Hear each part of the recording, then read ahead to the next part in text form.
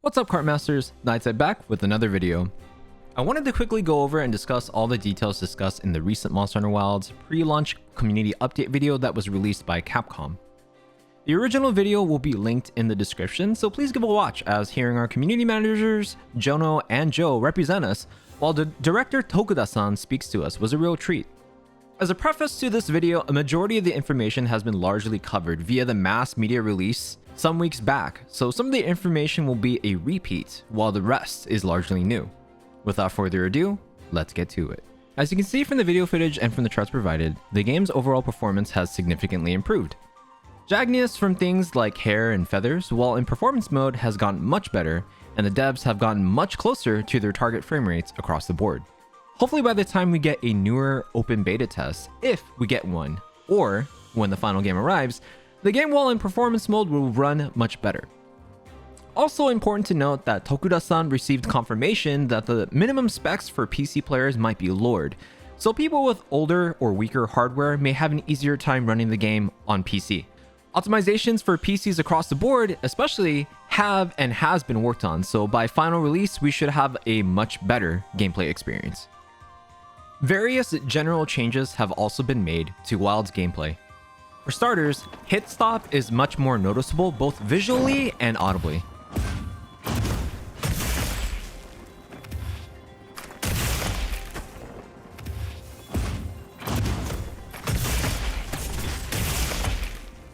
As you can see from the included footage, the greatsword attacks have much more weight in them, meaning a lot of concerns players had with hit stop have been largely addressed. According to Tokuda-san, players surprisingly complained about the hit stop in World being too slow, but had the opposite result with Wild's open beta test. It's actually very possible that it was just a very vocal minority, or maybe we all just got used to and started to appreciate the hit stop. Monster area movements have also been fixed. The frequent area transitions were caused by a bug in the open beta test, but come final game, it should be much more similar to the frequency found in World. Now for the big one, friendly fire. Friendly fire within the open beta test was largely mitigated, but additional adjustments will be implemented come final release for the game.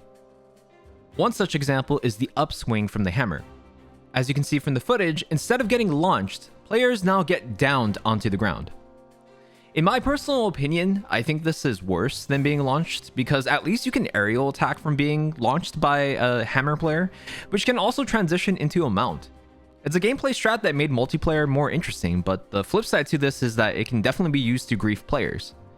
People get their attacks or their flow interrupted, and they can potentially get attacked by monsters mid-launch. Getting knocked onto the ground probably means you are invulnerable until you get up. Now, the reasoning behind the friendly fire mitigations, to my understanding, is made with the new player experience in mind during multiplayer. Monster Hunter veterans already understand the rules of engagement, like divvying up body parts based on weapons, not aiming your wyvern's fire at fellow players, leaving the head to hammer players, and other hunting etiquette that we're used to playing in the game. But with crossplay enabled, and with a huge wave of new Monster Hunters coming into Wilds, there's going to be a lot of potential frustrations for new players that don't quite understand these nuances. Especially with how Gunlance's wyvern's fire got a huge buff in its effective range, new players that don't know any better are sure to blow back or get blown away by their fellow hunters. To ensure a better playing experience, friendly fire has been mitigated across the board and can be fully nullified by utilizing the shockproof decoration. Now, while I have very strong thoughts about this, I will save this for another video. Weapons have received adjustments across the board. Various skills and elemental values have been adjusted for with the full game and endgame in mind. Hit detection as well as low damage output has been adjusted as well compared to past titles. The devs have also tried avoiding nerfing high performing weapons and instead chose to bring up lower performing weapons closer to a middle ground, which is honestly a much better approach. Why make a good weapon feel bad when you can make weapons that feel bad play good?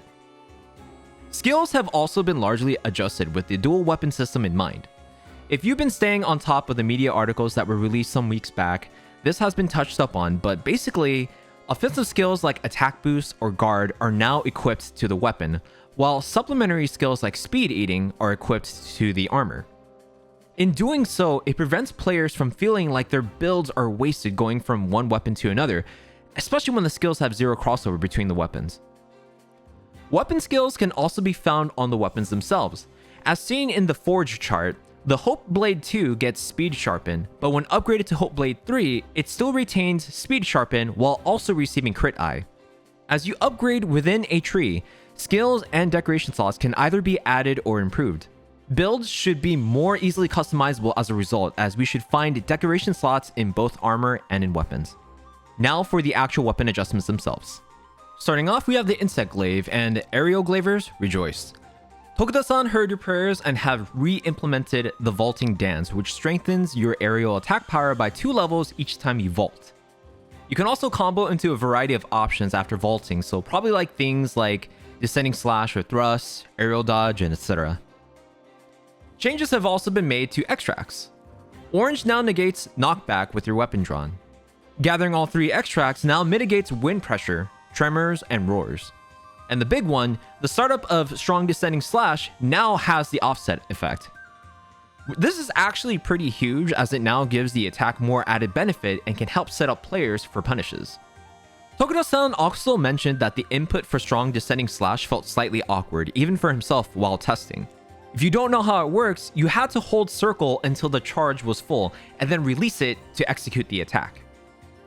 Currently, he feels that he will keep it the same way for balancing's sake. While it's slightly awkward to input, the move itself has now become quite strong and hopefully encourages people to get used to it and utilize it more. As for Lance, the charge counter now allows for guarding while charging and can be chained into from any other move, allowing Lance players more flexibility in their attacks. Power Guard now also charges into higher levels quicker relative to the power of the monster attacks. Basically, the stronger the attack you guard, the higher level charge you receive. Perfect Guard and Power Guard can now also chain into this new move where the player hops back and does a lunging thrust, hitting the monster several times. Various adjustments have been made to Switch Axe. The overall feeling and power of the weapon has improved. Switching to sword mode after building up axe mode gauge feels more satisfying, which basically means that we should feel more power relative to the amount of gauge consumed. The full release slash has more power and feels like an actual finishing move. To top things off, it also receives super armor now, meaning that the knockback is negated during the execution of the attack. This allows you to power through monsters' attacks while hitting them back with your own. The counter rising slash while in sword mode has been made easier to execute. While I didn't get to fully test how this move worked, newer players and players who have trouble with tight timing will have an easier time using this counter. Finally, the animation lock period after focus strikes have also been shortened. Sword and Board has also received a lot of adjustments. The removal of Rising Slash during guard was particularly felt by players, and as a result has now been re-implemented. This is great because now you're not forced into doing a leaping attack or have to consciously stop, wait, and then attack to stay stationary during your assault. Normal attacks and perfect rushes have also received more power. This should help make these attacks, especially Perfect Rush, feel more viable than just spamming the new stab move. The responsiveness of mobile chop and side slash combos, guard slash, and Perfect Rush has been improved. With especially the mobile chop and side slashes, it definitely feels like the weapon flows really well. The evasion effectiveness of the backstep and the sliding swipe have also been improved, meaning that we should have more iframes within these attacks. The final weapon to be touched up on is the bow. The weapon has been rebalanced with increased attack power and responsiveness to moves such as normal and arc shots. The power of tracer shots have been slightly toned down, and the lock-on for multiple wounds have been adjusted so that you lock on one by one with a slight delay in between. In the open beta test, the lock-on actually focused all woundable targets, basically all at once, which among other things made the bow insanely powerful. This should help balance the weapon to be more in line with the other weapons. One small tidbit about the hunting horn was made, but the devs basically realized how strong that the hunting horn was as a sub-weapon. For those that missed it, the hunting horn came with attack up S.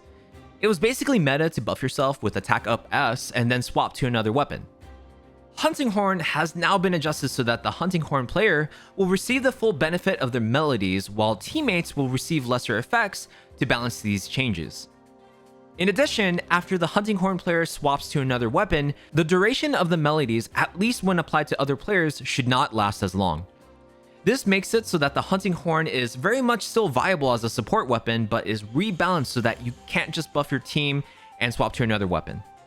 And that's basically a majority of the content that was discussed in this community update video.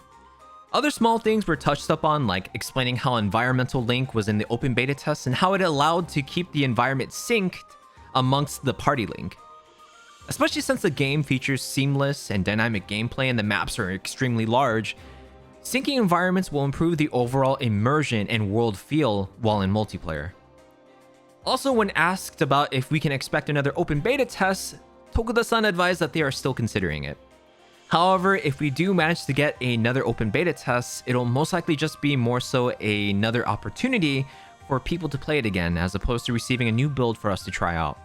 With the exception of the changes made to friendly fire with heavier weapons like hammer, I think the Monster Hunter dev team really demonstrated how much they put the voices of the community at the forefront of development, and it really shows in spades. While we are basically less than 3 months away from the release of the game, as we get closer and closer, I feel confident that the end product will be a milestone-defining game in the history of the franchise. Leave a like if you enjoyed the video, let me know your thoughts on the updates in the comments, and subscribe to see more videos from me. Take it easy, get mad, get sad, have fun, and I'll see you in the next one.